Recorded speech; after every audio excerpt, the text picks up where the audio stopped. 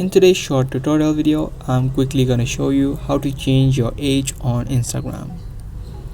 If you think that this video is for you, then make sure you watch it until the end and let's get straight into it. Now to change your age or your birthday on your Instagram, tap on and head over to the profile section on the bottom right. Now from your profile section, tap on the three lines on the top right of the screen and head over to settings. Now in settings, you can see a tons of options. You'll need to choose the account option right here. And again in accounts, you'll be able to see a whole bunch of options. You can simply tap on the first option, which is personal information. Now as soon as you do that, you'll be able to see all your information such as your email address, your phone number, your gender and your date of birth. Choose the date of birth option and make any changes that you want. You can change the year, month and the day.